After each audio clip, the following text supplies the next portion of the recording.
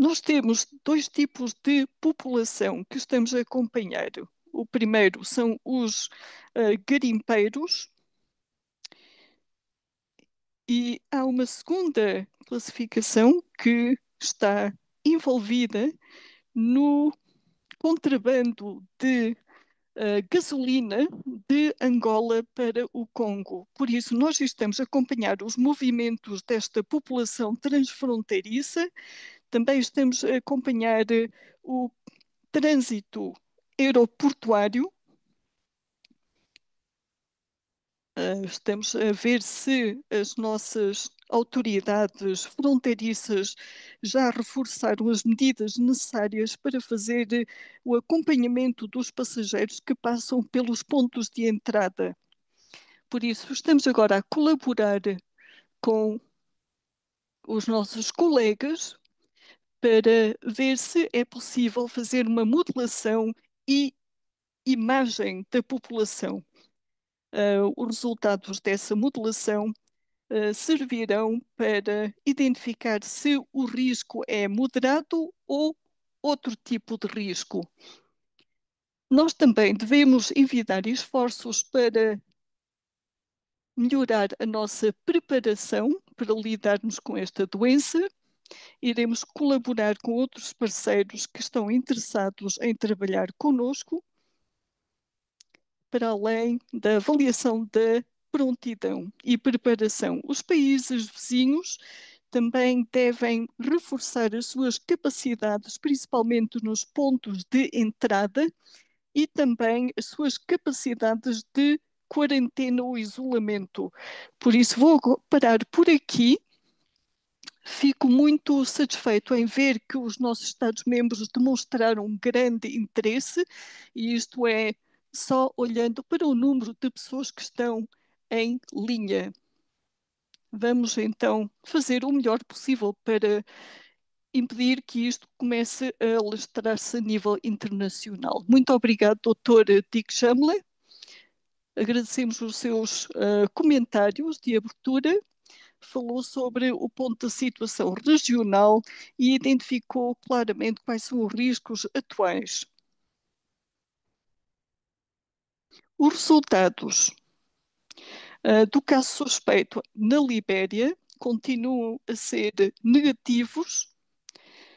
Por isso, os resultados acabam de ser comunicados há umas horas atrás. Contudo, nós ainda continuaremos a acompanhar esse caso e vamos esperar que as coisas permaneçam inalteradas, ou seja, que continue a ser um resultado negativo para não termos um caso na África Ocidental. Obrigado, Dr. Dick. Muito bem, vamos agora passar à primeira apresentação técnica. E estou a ver que o número de participantes aumentou para acima dos 300 participantes, por isso, como podemos ver, temos muito interesse na região. Também temos representantes dos nossos parceiros e dos nossos colegas na sede em Brasa. Então, vou agora passar a palavra à minha colega, que vai fazer uma apresentação sobre a atualização sobre o surto do ébola na província de Kasaï, República Democrática do Congo. Doutora Esther, muito obrigada, Charles.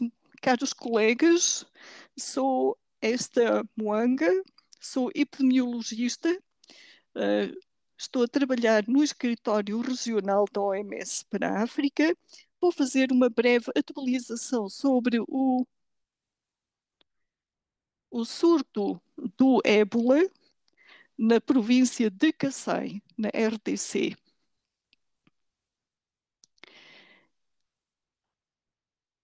Então, a partir do dia 14 de setembro,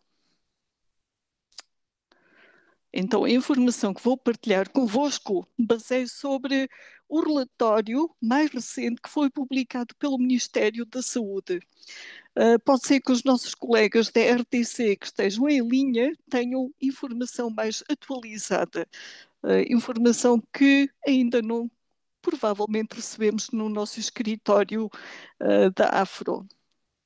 Então, o que aconteceu é que no dia 4 de setembro de 2025, o Ministério da Saúde, a RDC, declarou um surto de ébola no distrito sanitário de Bulapa, na província de Kassai, após testes positivos.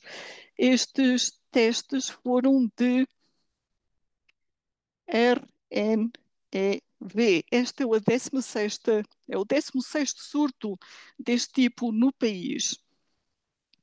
Então, este caso, índice presumível, foi de uma mulher de 34 anos que estava grávida nessa altura. A senhora apresentou-se no hospital de Bulape no dia 20 de agosto. Ela apresentou febre alta e hemorragia. Ela faleceu nesse hospital no mesmo dia.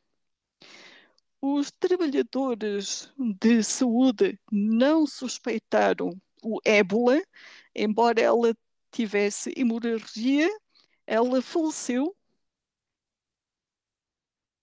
Bem, ela inicialmente foi a outra instalação e depois é que foi ao hospital de Bulap, onde ela faleceu no dia 26 de agosto, devido à falência múltipla de órgãos e hemorragia dos orifícios. Só para vossa informação, quando o laboratório efetuou o teste, fez um teste, uma análise genómica,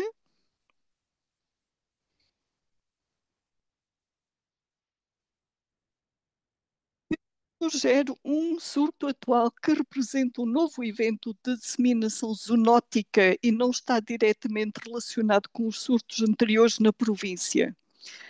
Aqui temos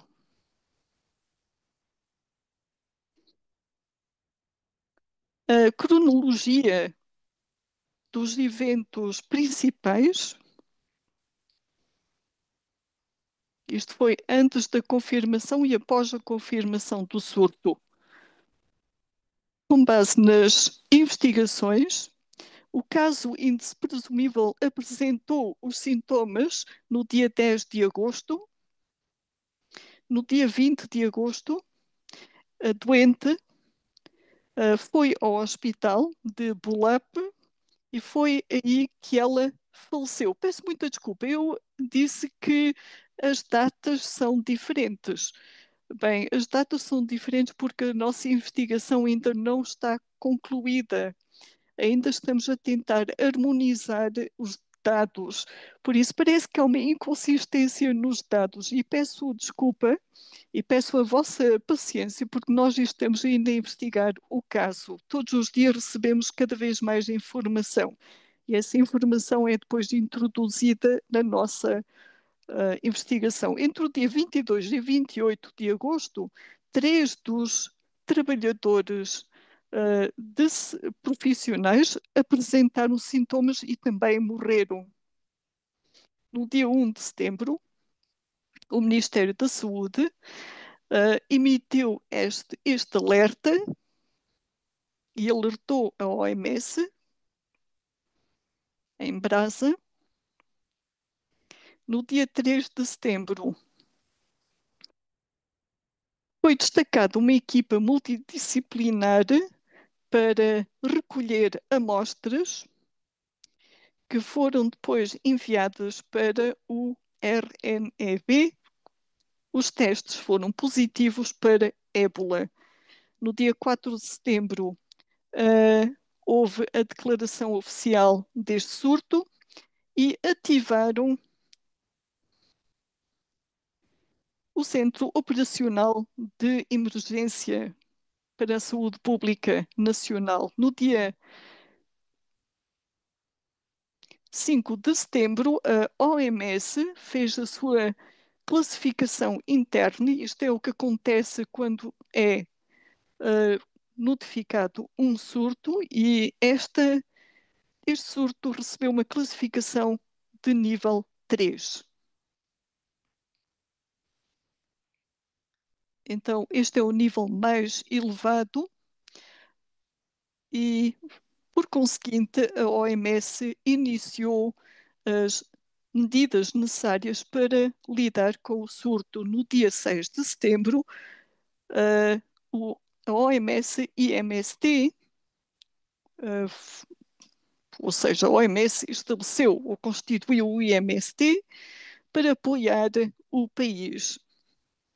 A situação atual, como eu já disse, limita-se até ao dia 14 de setembro. Esta cronologia ainda não foi atualizada.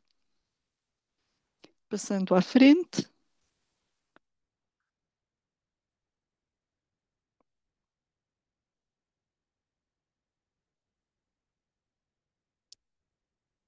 Neste diapositivo vem uma síntese dos dados que eu acabei de explicar. Já registramos 15 óbitos, ainda há casos suspeitos e outros que não são casos de ébola. Então, este surto é limitado à zona ou a este distrito sanitário de Bulape. Nós continuamos a receber informação atualizada dos outros distritos sanitários. Até agora, não há outros casos de ébola para além dos que já foram registados em Bulape.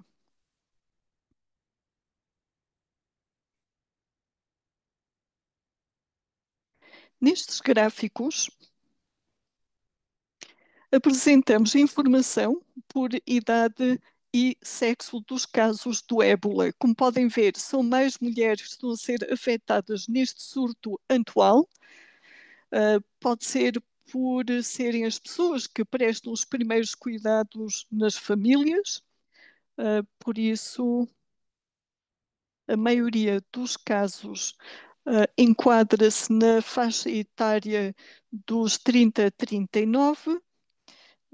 São normalmente estas mulheres que cuidam das pessoas doentes em casa. Também observamos um maior número de falecimentos nesta faixa etária.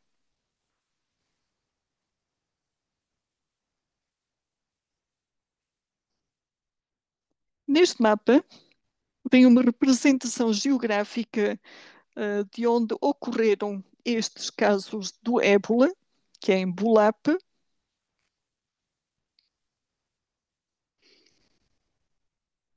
Os casos estão mais concentrados em Bulape. Isto então significa que podemos atuar rapidamente para conter os casos. As zonas afetadas também têm vários mercados nas proximidades, quer dizer que as pessoas vêm de longe para estes mercados e isto constitui um risco, principalmente se não conseguirmos conter este surto. O ébola pode alastrar-se rapidamente. Estas zonas afetadas são zonas mineiras, por isso as pessoas vêm de diversas áreas para estas comunidades de exploração mineira e isto constitui, mais uma vez, um risco de alastramento. A situação continua a evoluir, a nossa investigação continua e ainda não conseguimos identificar a origem deste surto. A dinâmica da transmissão também ainda não está bem identificada.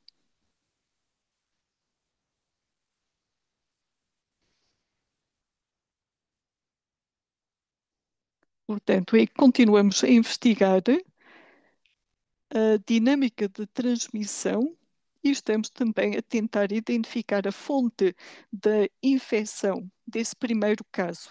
Passando à frente, por favor.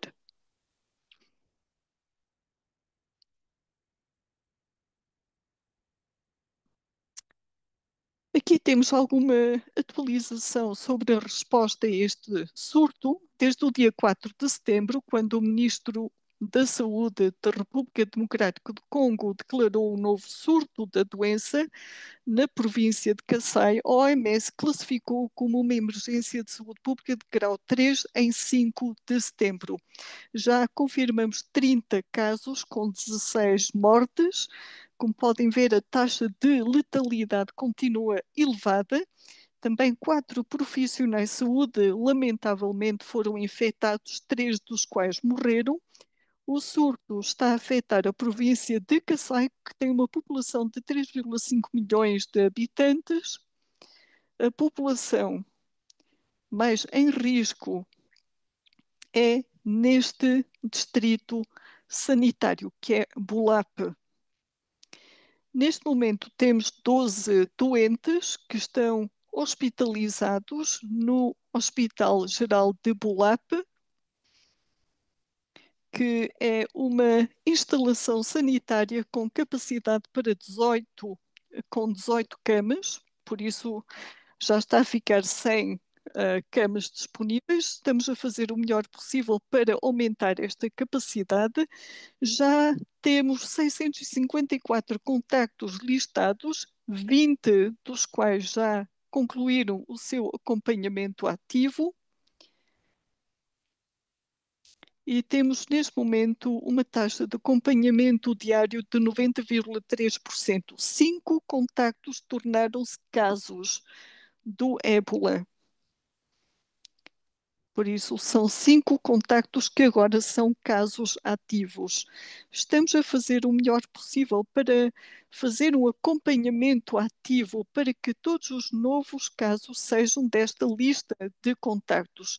Nós continuamos a fazer o melhor possível para ampliar a nossa investigação, como vão ver daqui a pouco.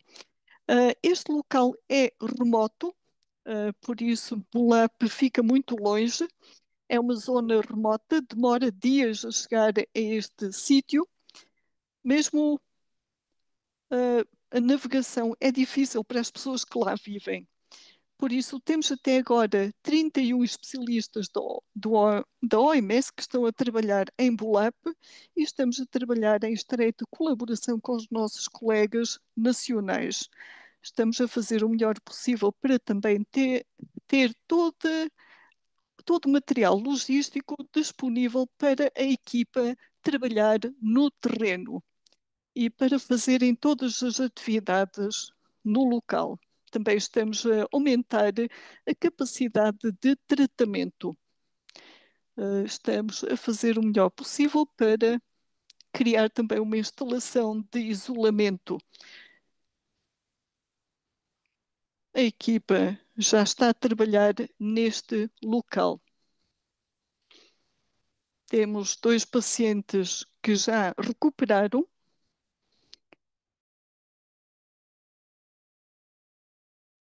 Penso que isto é muito bom e ajuda-nos também com a equipa de gestão de casos e todas as equipas de resposta.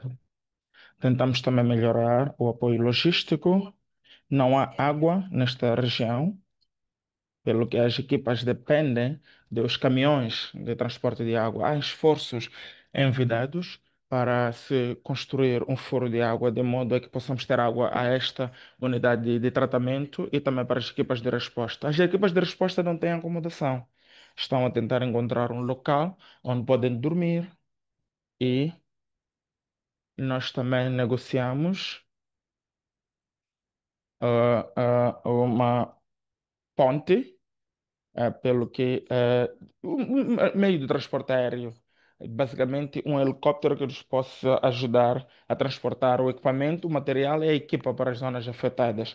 É uma zona de difícil acesso e mesmo as equipas de terreno não têm transporte, não conseguem navegar com facilidade para estas áreas afetadas. Estamos ainda em processo de aquisição de motorizadas para facilitar o movimento das equipas de resposta. Próximo diapositivo, por favor.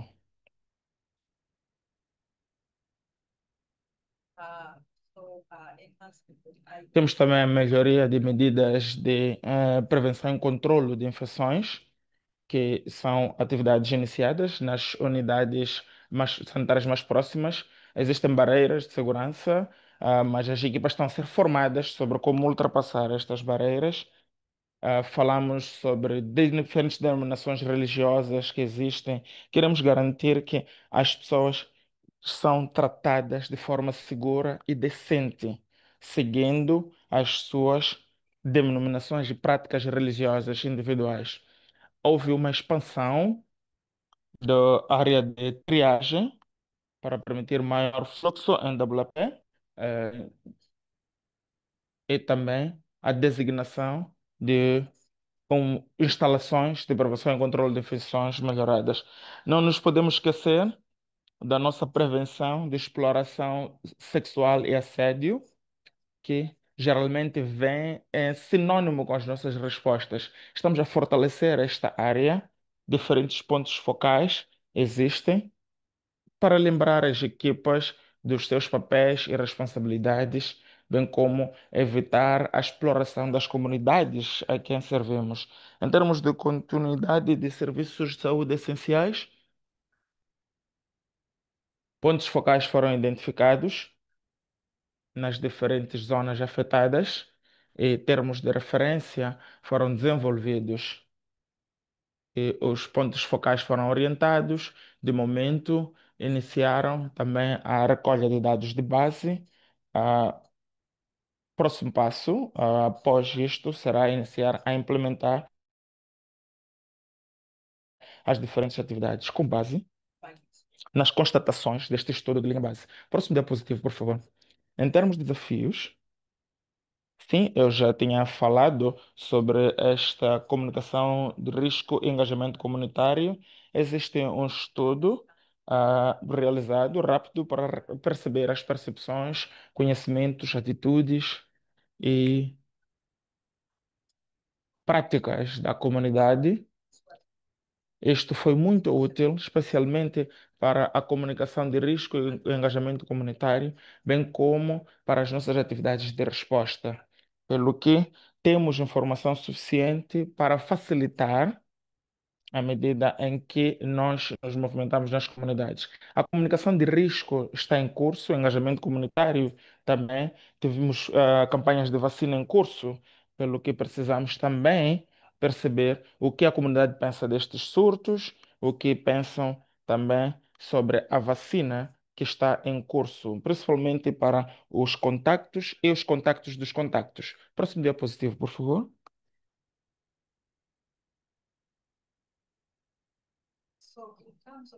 Em termos de desafio-chave, eu já falei sobre financiamento insuficiente. Nós todos conhecemos a situação com o financiamento, principalmente com a retirada do financiamento da USAID, que facilitava a maior parte das atividades de preparação e resposta a emergências. Temos também barreiras logísticas e operacionais, já tinha feito menção a isto. Este é um local de difícil acesso. Também não há acomodação, há vias de acesso muito precárias, falta de água. Lembrem-se, nesta área, o último surto de ébola em Kassai foi em 2007. Todos os colegas perderam todo o conhecimento e todas as competências que outrora tinham. Nós estamos a tentar reconstruir esta capacidade nesta área afetada, graças ao governo que conseguiu. ah, Apoiarmos com trabalhadores de saúde para apoiar a resposta. Existe uma comunicação muito precária e também ligação à internet, o que afeta a vigilância e a coordenação. Contudo, as equipas de resposta estão a explorar formas de melhorar pelo menos a ligação à internet. Juntamente com o governo, esperamos que no final desta semana este assunto tenha sido ultrapassado e que as pessoas consigam se comunicar com facilidade. Próximo diapositivo. Prioridades. Para a vacinação, eu já vos tinha informado que iniciamos a campanha de vacinação usando a abordagem geográfica. tendo como alvo contactos e contactos de contactos, recebemos adicionais 45 mil doses de ICG, adicionalmente às 2.000 que estavam no país. Em termos de vigilância, nós queremos intensificar a investigação de casos, rastreio de contactos, incluindo nas províncias vizinhas. Sabemos que quando alguém morre na nossa cultura africana, sempre temos pessoas vindo de diferentes províncias para participarem a estes inteiros. Não nos podemos restringir em Bolapé apenas, onde temos o nosso Centro de Prevenção e Controlo de Infecções. Devemos expandir as nossas intervenções além. Em termos de gestão de casos, estamos a trabalhar com vista a expandir esta instalação de isolamento e, conforme eu disse anteriormente, estamos no processo de construção de um- uma nova instalação ou unidade sanitária de tratamento com capacidade de 40 camas. Próximo diapositivo. Continuando com prioridades, agora Amarás. Sim. Focando-nos agora na área logística, já falamos sobre os caminhões de água. Houve uma reunião entre a OMS, MSF e UNICEF discutindo sobre como coordenar estes caminhões de água enquanto que há esta construção do furo de água. Temos a aquisição de motorizadas, isto já foi feito, serão entregues. Penso que hoje ou amanhã temos também a criação de uma rede de comunicação eficaz. Nós já tínhamos mencionado isto. É um local de difícil acesso, com limitação de ligação à internet, mesmo em GSM. Em termos agora de prontidão, queremos apoiar os países vizinhos a finalizarem, implementarem os seus planos de prontidão da ébola, incluindo melhorar a prontidão a nível do escritório regional através da instituição de rastreio em pontos de entrada. Próximo diapositivo, creio que seja meu último.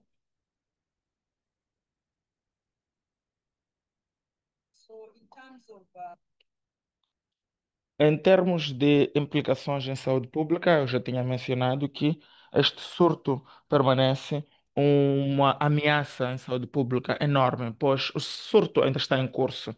Ainda não finalizamos a nossa investigação, pelo que não sabemos a extensão real do surto e ainda não percebemos claramente as dinâmicas de transformação. É algo que estamos a tentar perceber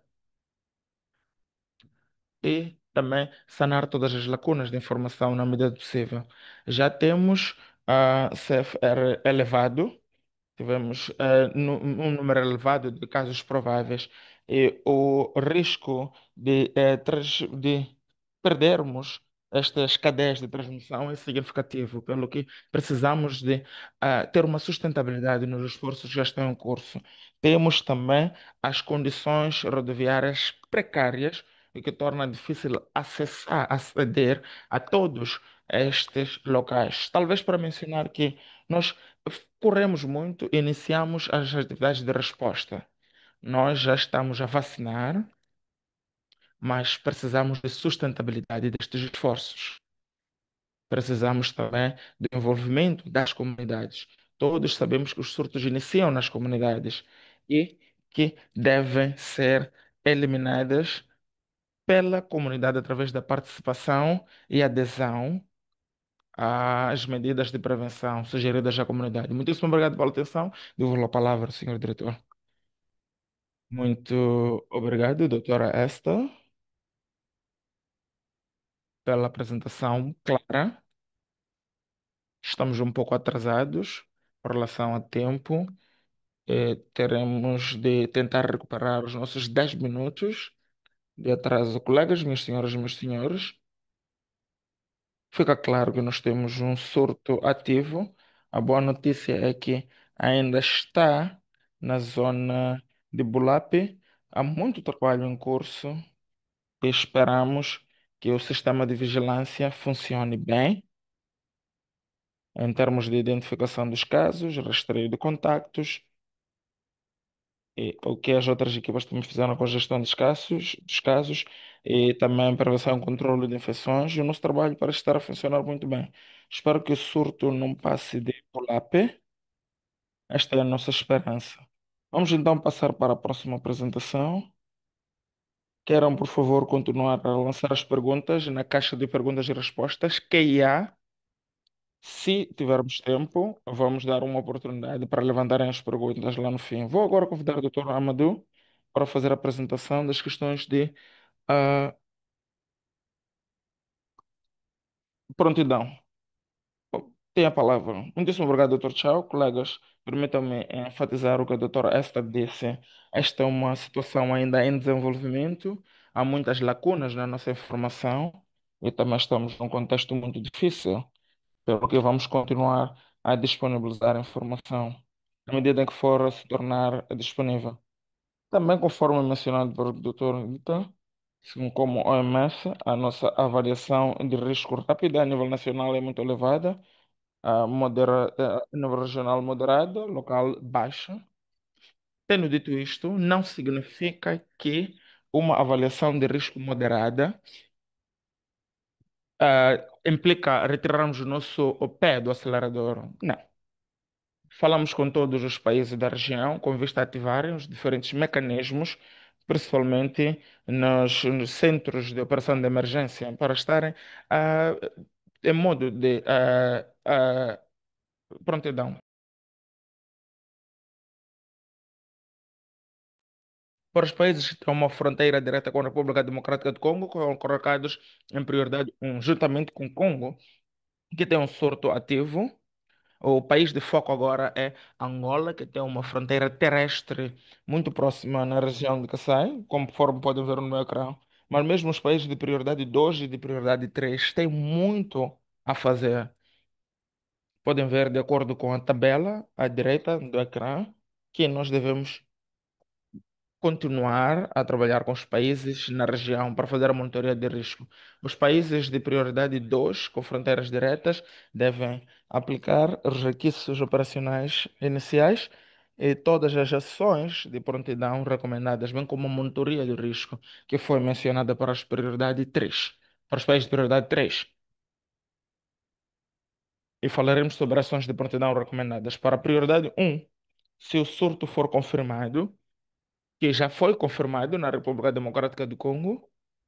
Obviamente que as opções de resposta foram incluídas, incluindo também a monitoria da situação em distritos vizinhos no país.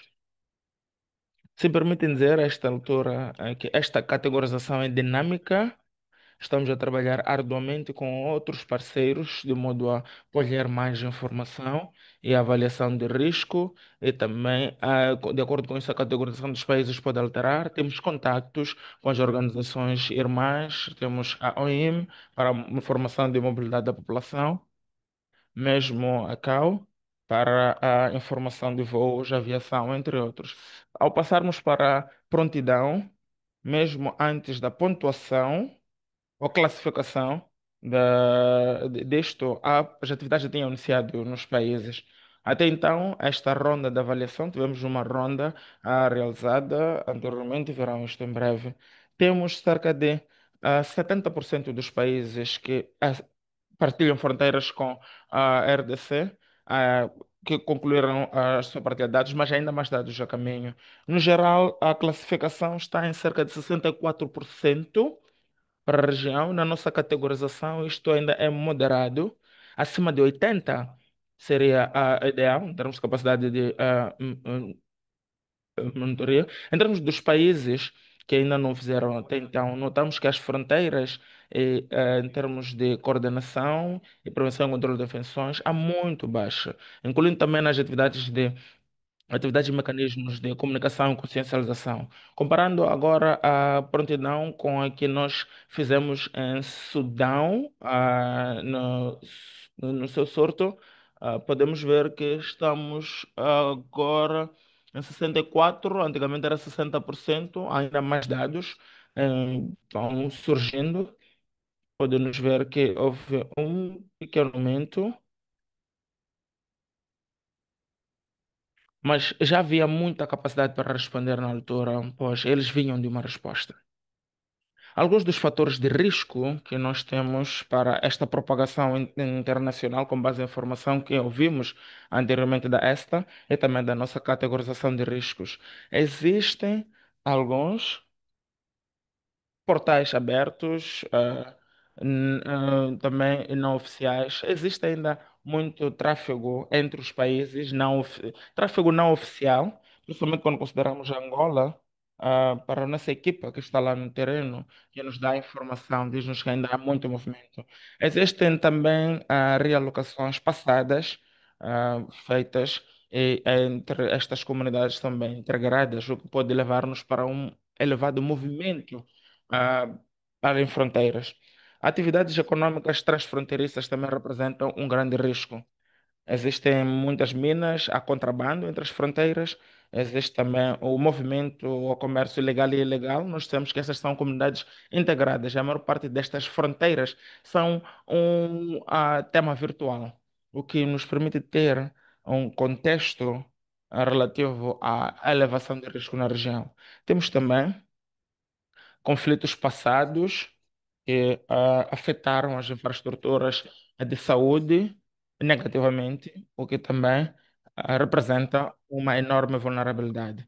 Existe, conforme você mencionou, existe a população, mesmo na região de Kassai, é enorme com muita mobilidade. Adicionalmente, há crenças culturais antigos, diferentes questões de latitude, incluindo questões de má informação que podem surgir, que pode complicar esta mistura. Não vamos entrar em muitos detalhes neste diapositivo, apenas para enfatizar aqui.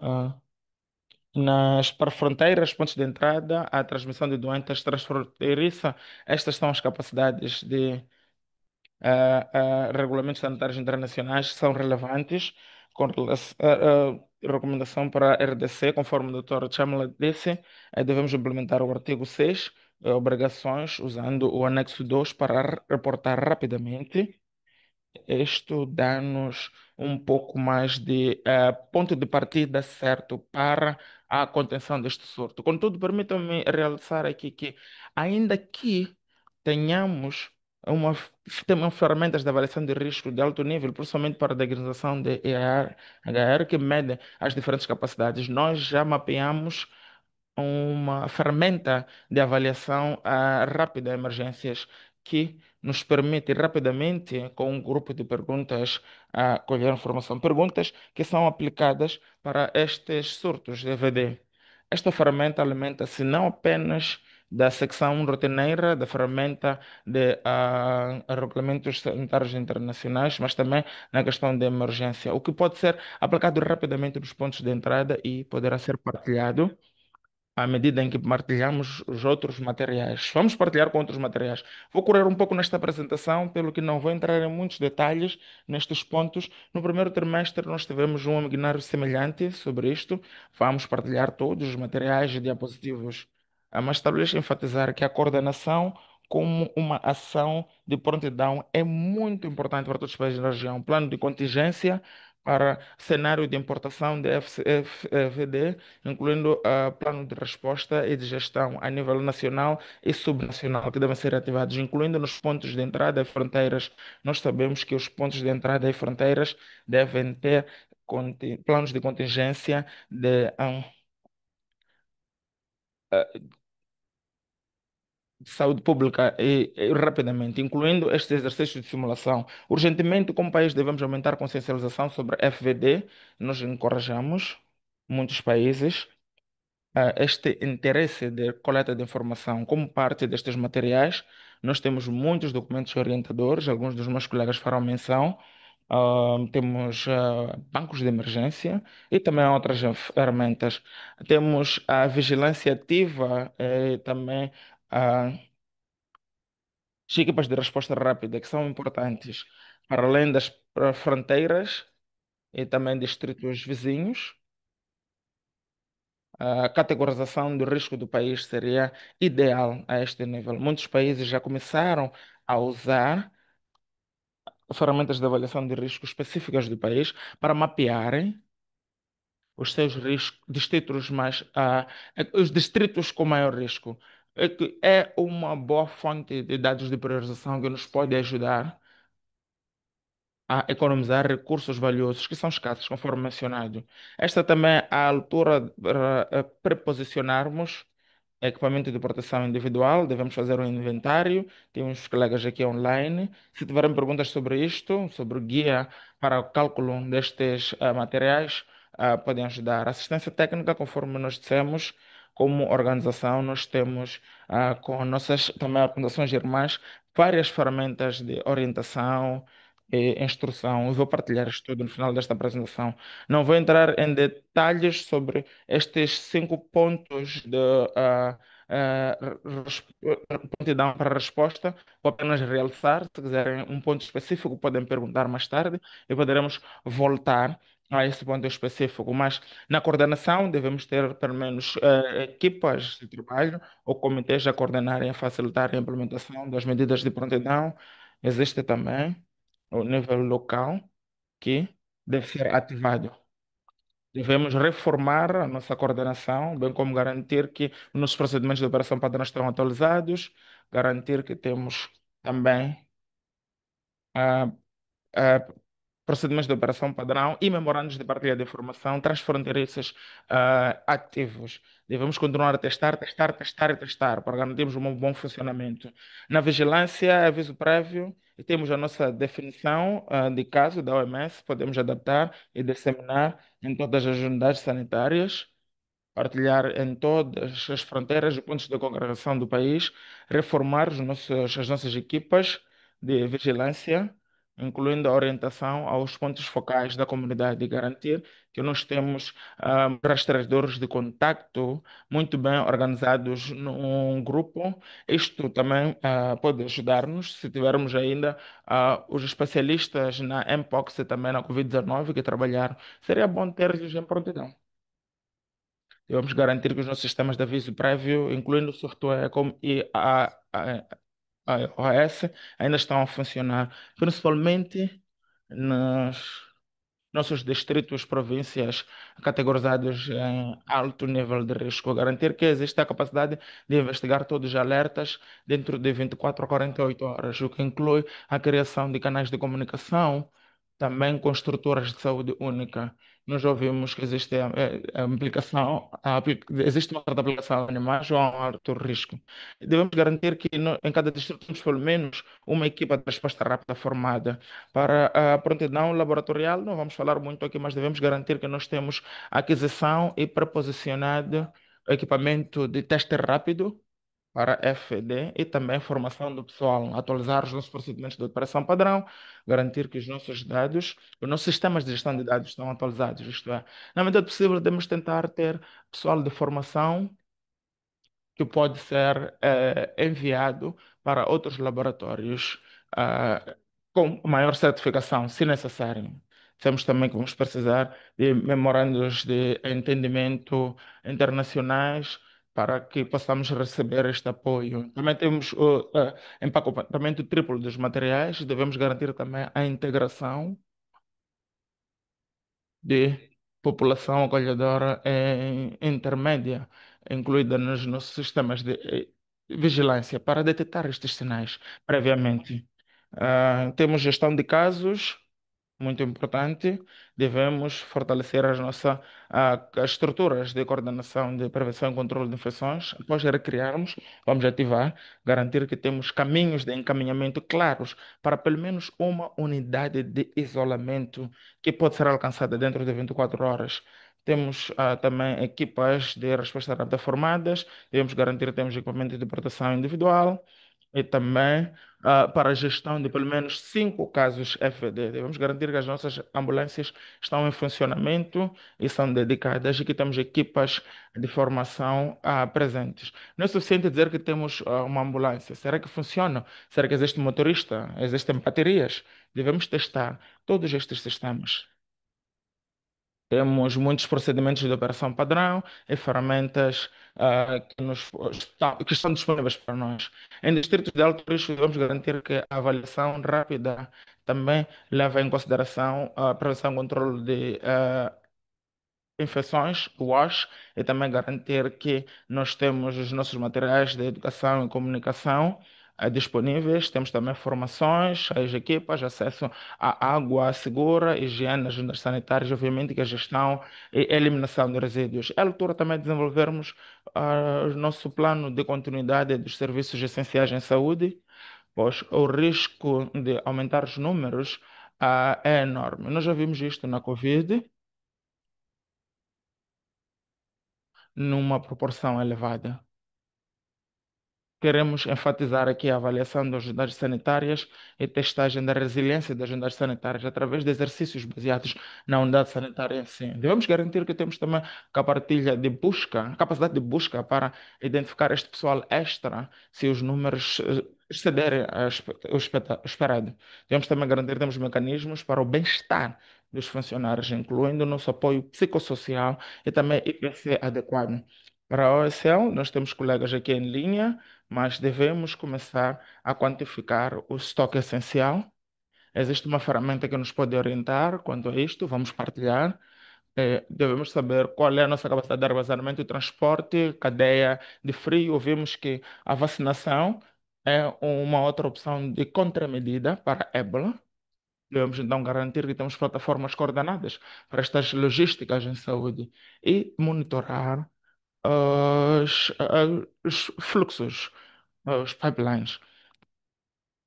Devemos também garantir que existem facilidades para gerir o fluxo dos pacientes. Conforme mencionei, para a vacinação, existem outras contramedidas também em carteira. Devemos, como países, garantir que existe a aprovação ética predeterminada para fazer teste caso haja importação de casos. Lembram-se, durante SVD, o Uganda é uma boa prática, eles tinham protocolos pré-aprovados, o que levou para o envio rápido de novas contramedidas médicas. E sempre que é disponível, precisamos de planos para a vacinação dos funcionários de saúde em linha frente. Isto agora está na RDC, esperamos que isso possa ajudar-nos a reverter esse cenário de propagação. Para a comunicação de risco, não vamos entrar em detalhes, mas queremos garantir que temos mecanismos de coordenação, garantir que os nossos sistemas são mapeados e também questões infodêmicas são muito importantes para prevenir estas contramedidas. Vamos também garantir que temos a atualização dos nossos canais de comunicação adequados. Eu tenho colegas aqui online que nos podem falar sobre mensagens personalizadas. Existe um banco extensivo deste tipo de mensagens que pode ser partilhado. Obviamente que nós devemos aprofundar nos dados sociais e comportamentais e o feedback das comunidades, trabalhar com as redes locais e também os colegas da RCCE dedicados sempre que possível enviar também antropólogos. Para o WASH e prevenção e controle de infecções, eu mencionava aqui, existe uma abordagem, o link está aqui, podem usar, mas também garantir que as regiões mais populosas também têm essa prevenção e controle de infecções, em igrejas, escolas, Nós zonas mais perdemos populosas, muita felizmente perdemos a capacidade que foi capacidade. criada durante a Covid e por isso temos que agora criar de novo algumas instalações para a lavagem de mãos.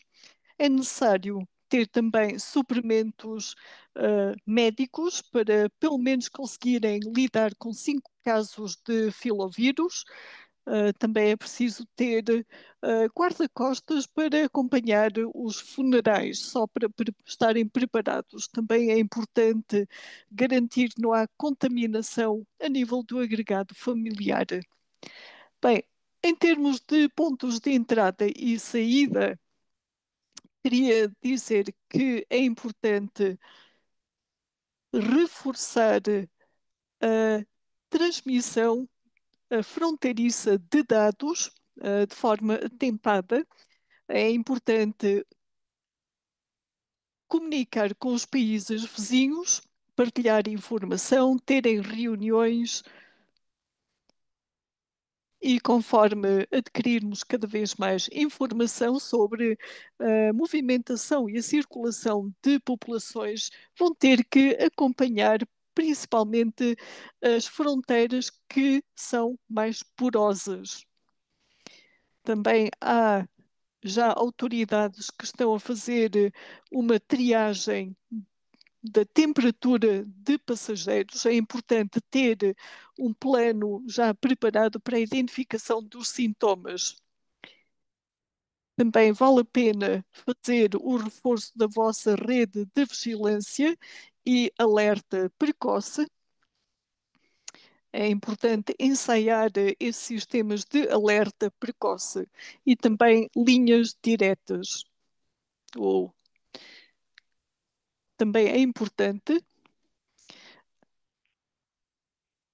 atualizar os planos de contingência, e isto é extremamente importante, que deve incluir os distritos vizinhos.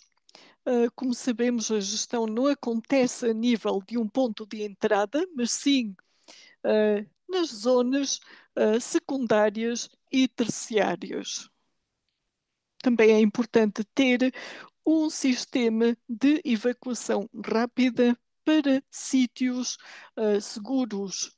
É importante ter uma equipa de ambulância bem formada. Já fizemos uma avaliação e identificamos que de facto existem EPPs, só que este equipamento não é utilizado com muita frequência e muitas vezes a data de validade uh, já foi ultrapassada. Por isso é importante verificar em ter uma EPP válida com uma data de validade atualizada. É como ter um casaco de prova balas e não conseguir utilizá-la, um colete de prova-balas. Por isso é extremamente importante ter coordenação. Como eu já disse, grande parte desta fronteira é informal e por isso é importante incluir as comunidades fronteiriças para conseguirem também acompanhar o que acontece nessas zonas, para que eles possam também comunicar qualquer informação para os sistemas formais de vigilância. Para concluir, este modelo foi preparado pela ICAO e isto serve para relembrar que a prevenção de um alastramento internacional depende de várias estratégias de defesa. É quase como um queijo suíço. Há várias camadas. E isto foi utilizado durante a pandemia de Covid. Como podem ver, há várias camadas e cada camada tem um buraco, tem uma lacuna, desde a avaliação do risco até à declaração sanitária, testes, etc. Por isso, nós partilhamos muitas responsabilidades a nível nacional, principalmente em termos de triagem e controlos transfronteiriços. Então, utilizando este modelo de queijo suíço, uma destas camadas é a comunicação e educação. E temos aqui um rato a comer esta camada. Isto é, a informação que se desvia do que já está preparado. Agora, se tiverem todas estas camadas em sequência, vão ver que, mesmo se alguns atores fracassarem, o risco pode ser prevenido simplesmente por haver muitas camadas. Por isso, eu acho que esta imagem serve para ilustrar o que os países devem fazer. Para concluir, como já disse anteriormente, existem vários documentos de referência e provavelmente já conhecem a informação associada à ferramenta nacional do filovírus, que vamos partilhar convosco mais uma vez após esse seminário. Também existe a ferramenta de avaliação rápida, que pode ser utilizada nos portos de entrada, ou pontos de entrada. Em termos dos SOPs, já existem também muitos documentos disponíveis. Também temos materiais de formação para fazer simulações e que já foi traduzido para inglês, francês e português, para os países começarem a utilizar esse material de formação. Então, toda esta informação, incluindo o material de formação, já está disponível. Também há cursos em linha que podem ser utilizados para fazer uma reciclagem dos vossos profissionais de saúde. Também existem outros quadros para lidar com outras doenças, como a febre hemorrágica, portanto, em tempos de paz é que nós devemos preparar as nossas medidas de atuação. Por isso, devemos estar preparados e prontos para atuar rapidamente caso houver algum risco iminente ou confirmado. Como já vimos nestas apresentações, o continente todo está em risco desta ameaça.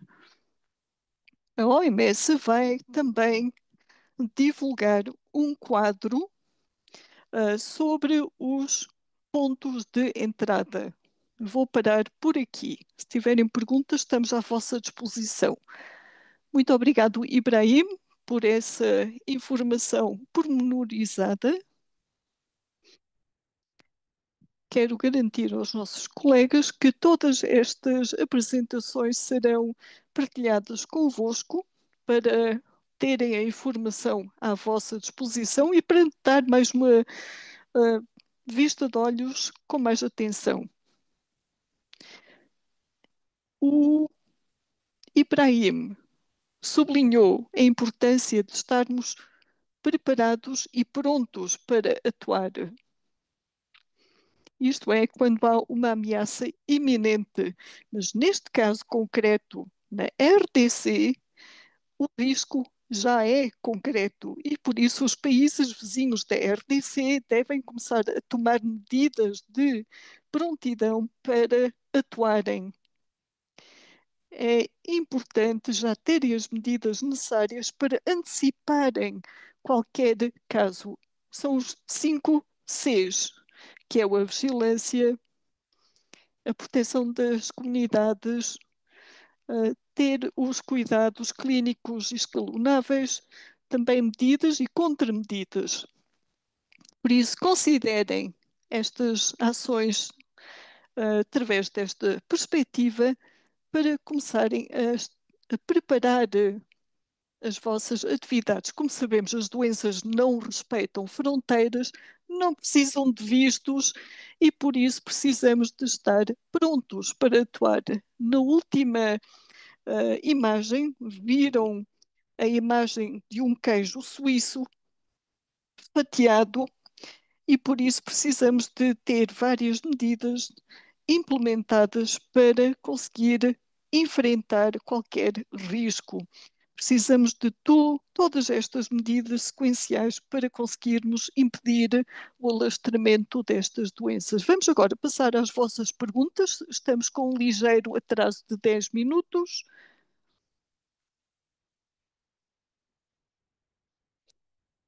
Então, quero saber se há algum participante que queira intervir verbalmente.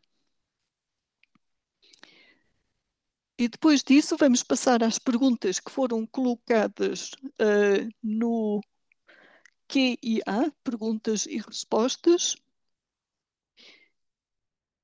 Então, vou começar por dar a palavra a Isa Usman. Muito obrigado. Agradeço as excelentes apresentações que foram feitas pelos nossos dois especialistas. Este explicou claramente qual foi a cronologia do surto na RDC. Bem, não sei se é possível fazer qualquer melhoria nos esforços de vigilância. Queria também saber mais informação sobre o acompanhamento da circulação da população, principalmente em zonas fronteiriças. Bem, nós acompanhamos pessoas que vêm destas zonas endémicas e depois Também vale a pena saber dos nossos colegas da ICAO quais são as medidas que são tomadas para controlar e prevenir infecções. Muito obrigado. Usman? E? Não, esse já foi o Usman. A primeira, o primeiro participante não fez uso da palavra. O Usman é que foi a pessoa que interviu agora.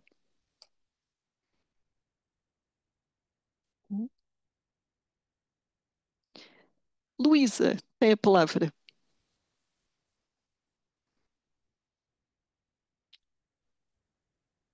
Boa tarde, obrigada pelas lindas apresentações.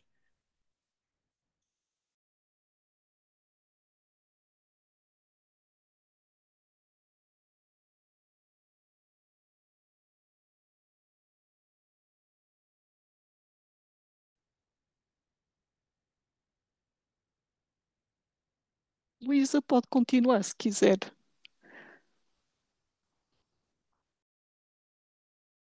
Luísa, quer continuar?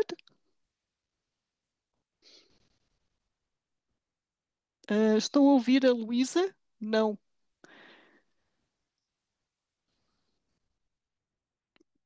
Luísa, quer intervir? Bem, podemos voltar de novo à Luísa. Vamos agora passar a palavra à Saila.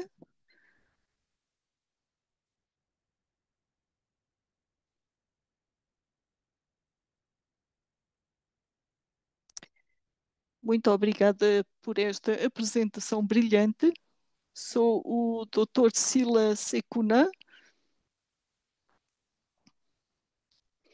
sou da Guiné.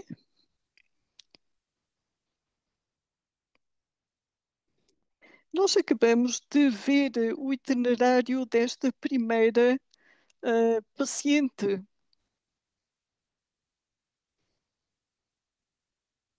e também vimos a data em que foi declarado este surto. Então, foi esta a primeira paciente. Em 2019, nós tivemos muitos casos na RTC, também tivemos casos de mulheres que acabaram por abortar e testaram positivos por vírus ébola. Mas o que aconteceu com esta senhora? Disseram que as datas não eram consistentes. Depois desta senhora, quais foram as medidas que foram tomadas para saber o que aconteceu com esta senhora? Muito obrigado, Sila. Vamos passar ao Fabien.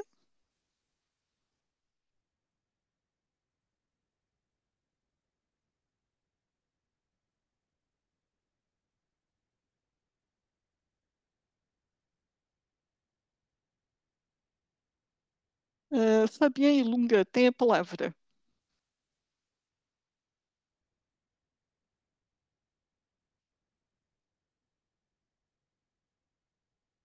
O microfone está desligado.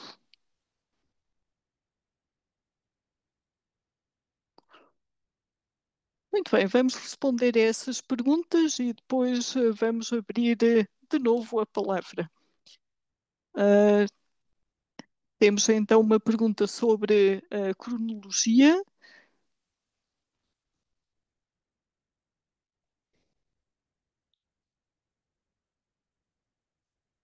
e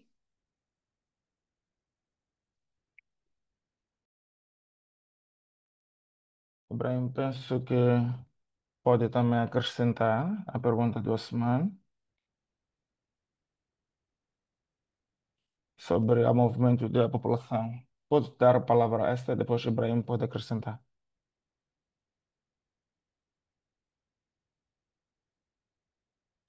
Obrigado, colegas, pelas perguntas. Vou responder. Caso haja um outro colega online que queira ajudar, pode fazê-lo. Nós temos a pergunta de uma senhora, desde o tempo que começou a registrar sinais e sintomas até a altura em que morreu. Infelizmente, o sistema de aviso prévio não levou isto em conta até quando a senhora morreu no Hospital da Bola Perdão. Anteriormente, recebíamos cefaletes, mas vem de diferentes províncias e não recebemos nenhum VFD ou de qualquer outra epidemia nesta região de Bissau.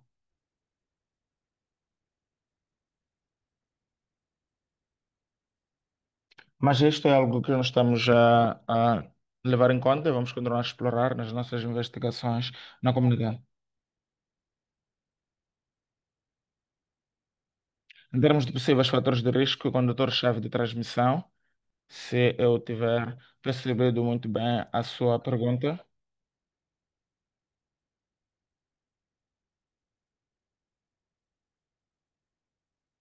não identificamos, a menos que pudéssemos identificar o enterro desta senhora. A senhora foi enterrada na comunidade e por várias pessoas de diferentes vilas. Isto é o que nós conseguimos captar. E esta aqui é época agrícola, é época chuvosa, pelo que as pessoas estão a plantar, estão a cultivar. E estas práticas, precisamente, sendo uma atividade comunitária, reúne pessoas. Estes são alguns eventos ou encontros que foram identificados. Mas os mercados, mencionamos que esta área ou esta zona tem inúmeros mercados. eh, Nestas diferentes zonas. Estes são alguns eventos principais que conseguimos documentar durante as investigações. Contudo, ainda estamos a meio das investigações, pelo que vamos passar esta pergunta aos colegas para que levem em consideração saber que outros tipos de encontros são realizados, que outros eventos ah, poderão ter causado esta predisposição, principalmente no caso Index e outros que ainda não conseguimos identificar nas comunidades. Obrigada, devolvo-lhe a palavra. Muito obrigado, Esther. Ibrahim, rapidamente, movimento populacional. Muito obrigado pela pergunta, é muito importante. Nós dissemos que há algumas lacunas devido a estas fronteiras não oficiais, a mobilidade populacional está mesmo no limite da Agência Irmã OIM, bem como outras organizações parceiras que trabalham com dados populacionais. Nós sabemos que temos uma equipa no terreno, na RDC. Este exercício já foi iniciado, contudo, vou tentar enfatizar aqui, número um, há muitos documentos orientadores sobre pontos de entrada no chat. Vamos partilhar mais orientações. Talvez lembrar aos colegas que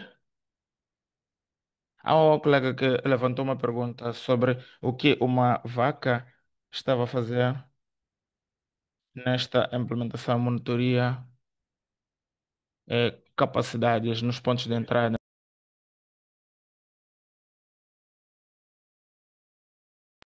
Bem, a CAU está a dar capacitação, dar orientações.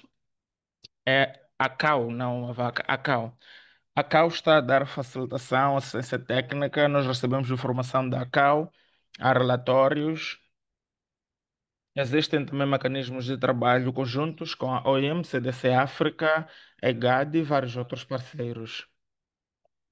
Nós vamos tentar apoiar aos Estados-membros para fortalecerem estas capacidades, mas no final do dia, estas capacidades são responsabilidade dos governos dos Estados-membros.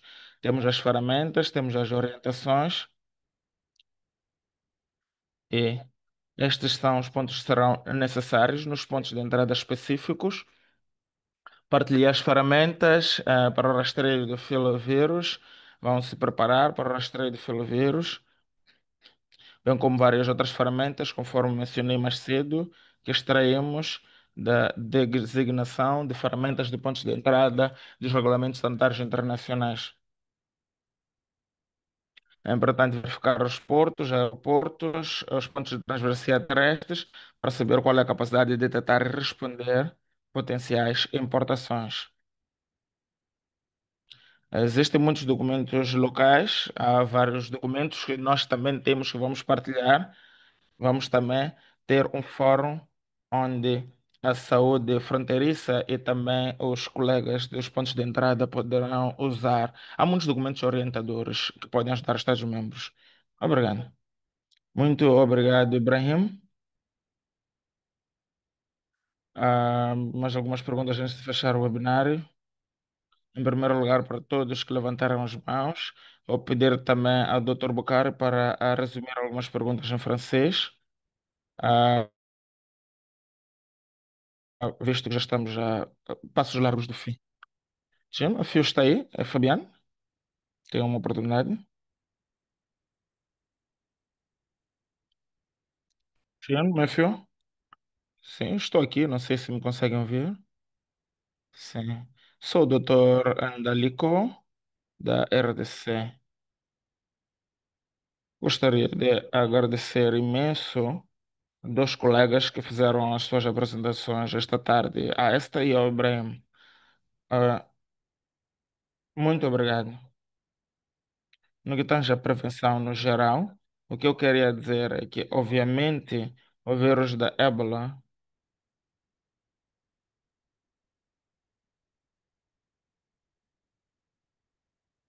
existe e existe a questão de saúde animal que também está muito operacional.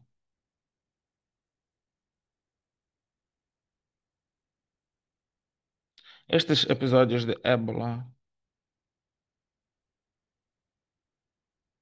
são muito importantes. Existem práticas existentes que permitem esta interação entre homens e animais.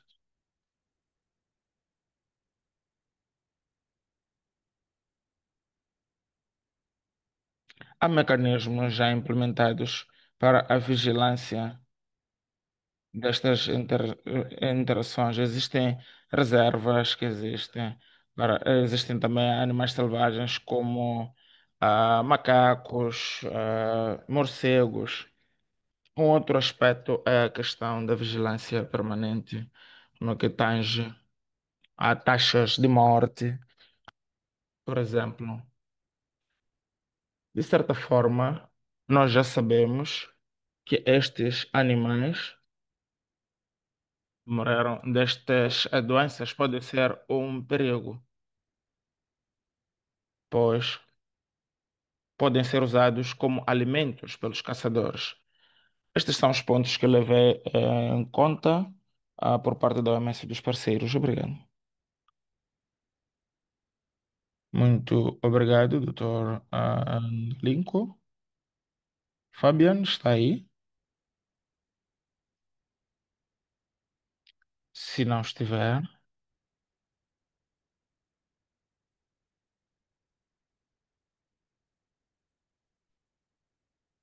existe uma pergunta, na verdade, um comentário de recomendação. Sim, virei para si, eu já vi a pergunta.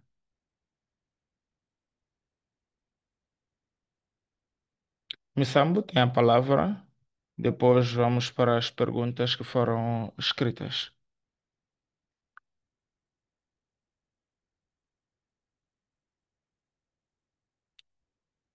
Missabu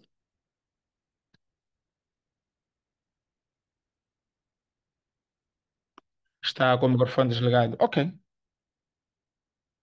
vamos então continuar.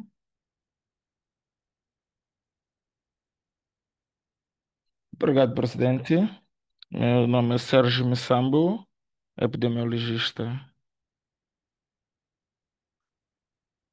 Semelhantemente ao orador que falou há pouco, gostaria de dizer que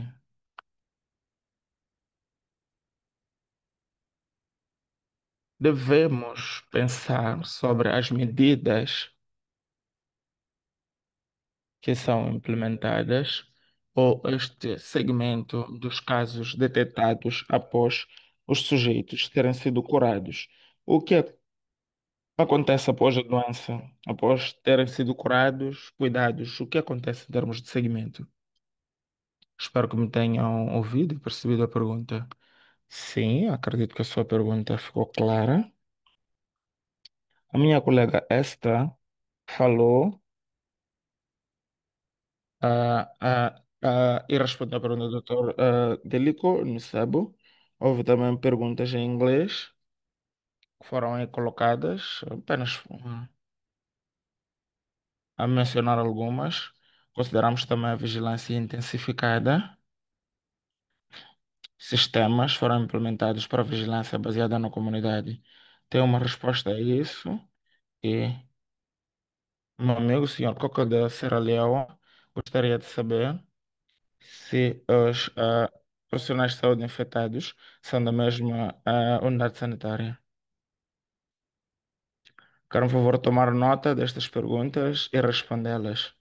Seguidamente, vou agora dar palavra ao Dr. Julian para responder a pergunta da RCC. Dr. Bucari pode selecionar uma ou duas perguntas em francês e vamos então passar para o fim. Vou dar a palavra a Callan para falar algo e depois o doutor Dick vai fechar. Colegas, sejam breves, por favor.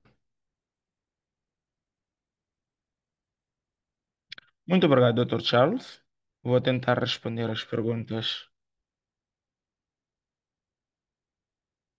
Em resposta a existirem profissionais de saúde infectados da mesma unidade sanitária, sim, são de Bolape, hospital de referência regional. No que tange ao envolvimento das comunidades para a vigilância baseada na comunidade, sim, as comunidades fazem parte da resposta e mesmo antes disso, também já ouvimos profissionais de saúde que participam nesta vigilância de rotina. Para rastreio de contactos, temos voluntários comunitários que fazem a busca ativa de casos e rastreio de contactos. Sabemos que nós não podemos impor estranhos nas comunidades, pelo que as comunidades em si é que participam nestas atividades de resposta, alcançando as famílias afetadas e realizando a comunicação de risco e engajamento comunitário. E também a procura de novos casos através desta busca ativa de casos e também monitoria dos contactos. No que tange ao envolvimento do setor de saúde animal na resposta e também fazendo parte da vigilância de rotina. Na resposta mais recente, nós colocamos a equipa multidisciplinar que está em campo a investigar. Nós não nos estamos a limitar ao setor de saúde animal. Temos também, não estamos a concentrar-nos apenas na saúde humana. Temos também veterinários que estão presentes na pesquisa e nas investigações.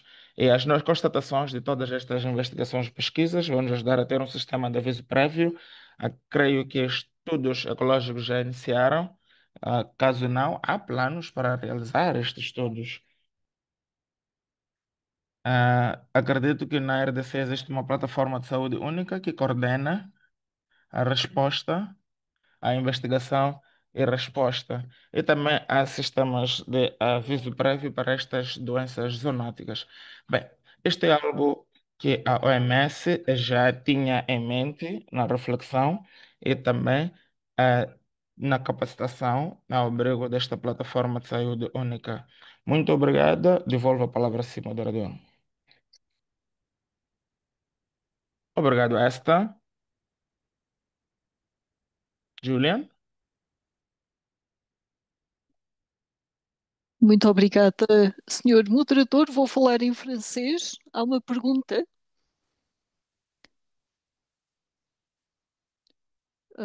que tem a ver com a informação. Bem, o doutor Mamadou falou sobre o que aconteceu. Bem, como sabemos, o ébola, infelizmente, muitas vezes é sujeito a má informação. E por isso é importante divulgar informação correta para evitar o medo.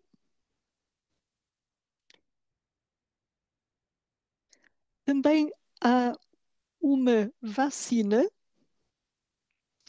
que muitas vezes é percebida como uma forma de controlar a democracia pela comunidade local.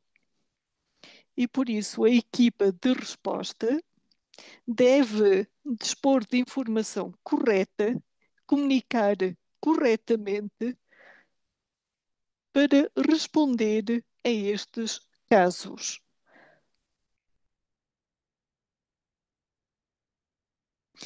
Quando há muitos doentes, muitas vezes os hospitais estão sobrelotados e a população recorre a curandeiros. Por isso, é importante utilizar também uma língua local, também divulgar informação pela rádio em línguas locais para ter uma maior participação por parte da comunidade, principalmente dos jovens. Os jovens estão mais ativos nas redes sociais, mas mesmo assim este trabalho não é suficiente. Precisamos de continuar a incluir a comunidade em todas as atividades locais, trabalhar com a Cruz Vermelha e também responder às preocupações da comunidade e incluí-las em todas as atividades de resposta. Eu já coloquei as outras respostas no bate-papo. Dr. Charles tem a palavra. Muito obrigado, doutora Juliane, pela sua resposta. Temos então aqui outras perguntas em francês. Por exemplo, quais são as ações que estão a ser tomadas nas áreas vizinhas? Quantos dias de acompanhamento são então utilizados para detectar os contactos? O que é que está a ser feito para ajudar a família afetada? E o que é que estão a fazer para chegar a estas zonas remotas? Temos então estas perguntas do Amadi Baraka, da Shermachanga.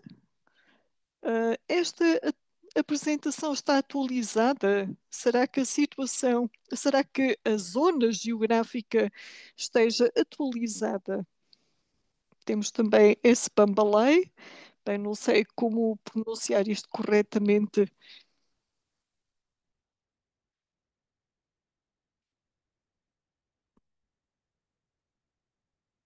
Bem, não sei se os dados já foram atualizados durante as últimas 48 horas para saber o número de contactos confirmados. Também, qual é o prazo normal para uma resposta ao ébola? Também a Débora diz que está muito satisfeita com a apresentação, quer saber se os países também devem ativar o ERES ou se deve esperar pelo primeiro caso. Então, vamos passar a palavra à Esther para responder rapidamente, porque já escassou o tempo e eu queria passar ainda a palavra à Carla. Tem a palavra. Muito obrigado. Muito obrigada. Eu vou começar pela última pergunta. Se a apresentação foi atualizada. Bem, como eu disse no início da minha apresentação, esta apresentação vai até o dia 12 de setembro e baseia sobre a informação que foi divulgada pelo Ministério da Saúde. Se já ocorreram outros casos, o o Ministério da Saúde ainda não atualizou a sua informação.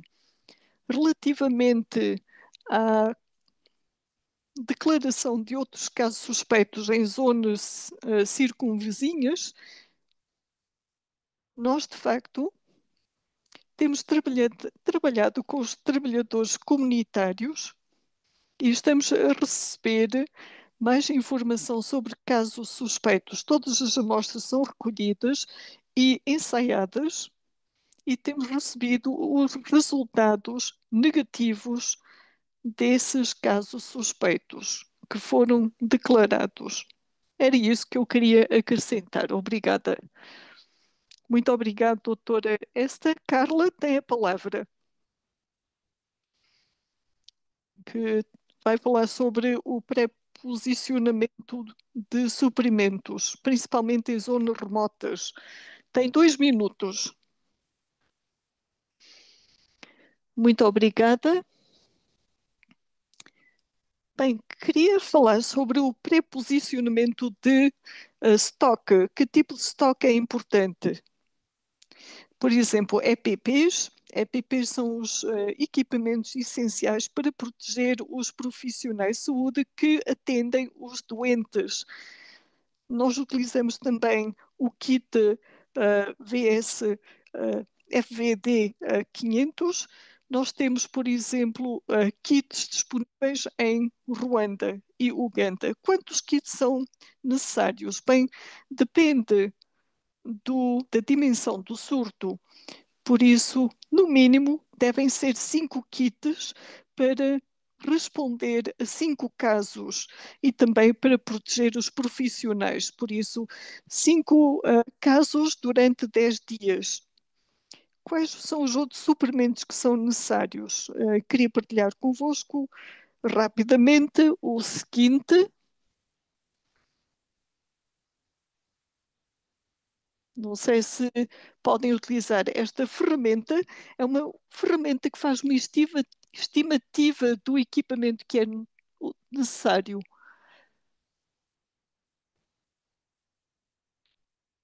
Estão a ver a ferramenta agora? Então, como podem ver, esta é uma ferramenta que faz a estimativa dos artigos essenciais. Pode ser utilizado para diferentes surtos. Eu acabei de abrir a página específica sobre ébola. E estou a ver aqui os EPPs e as quantidades que são necessárias com base na informação que é introduzida, o número de camas, o número de profissionais que vão atender aos doentes e durante um período específico. Temos também o número de recursos humanos, medicamentos, equipamento que será necessário. E vou parar por aqui, porque eu tenho muito mais a acrescentar, mas o tempo já acabou. Muito obrigado, Carla. Eu ainda bem que compreende que já ultrapassamos a nossa hora final. Nós tivemos mais de 400 participantes em linha. Vamos manter o diálogo ativo. Vamos partilhar convosco também todo o material que foi apresentado e vou agora passar a palavra ao Dr. Dick para concluir este webinar. Dick tem a palavra.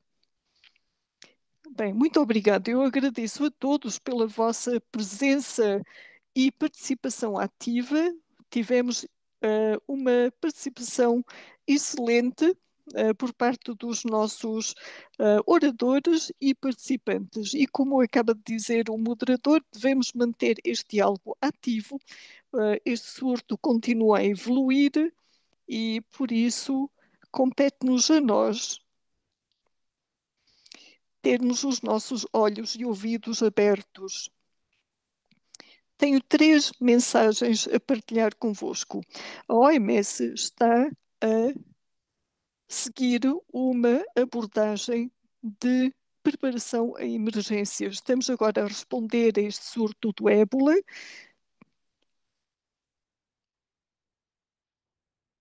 e temos mais dois casos de cólera e Mpox na RDC, por isso são mais dois vírus que existem no país. Também não devemos esquecer o legado do ébola. Devemos manter e sustentar esta resposta. Qual será a nossa resposta? Quais são as estruturas que devemos criar e reforçar para responder a estes surtos no futuro? E eu acho que já falou sobre esta situação, que as comunidades têm um papel importante a desempenhar. Por isso, como é que nós devemos reforçar os nossos planos de preparação e resposta? E por último, queria dizer que nós só faltam 3 dias para introduzir as emendas do HIRS, por isso, daqui a 3 dias devem introduzir estes regulamentos. Por isso, espero bem que a declaração deste surto leve os nossos Estados-membros a dar prioridade a estas emendas. Devemos atuar rapidamente, principalmente no contexto destas novas emendas. Vou concluir por aqui. Agradeço muito a vossa atenção. Muito obrigado, Dr. Dick, por estes três comentários, estas três mensagens que podemos levar connosco. Relembrou que, de facto, as emendas vão ser implementadas daqui a 3 dias e os Estados-membros devem atuar adequadamente. Estes surtos devem reforçar ainda mais os nossos sistemas. Muito obrigado então por essas mensagens. Caros colegas, senhoras e senhores, agradeço muito a vossa presença e a vossa paciência. Ultrapassamos a hora indicada para o fim deste seminário em 15 minutos. Muito obrigado e até à próxima. Também agradecemos aos nossos intérpretes pelo trabalho que fizeram e aos nossos membros do painel. Muito obrigada.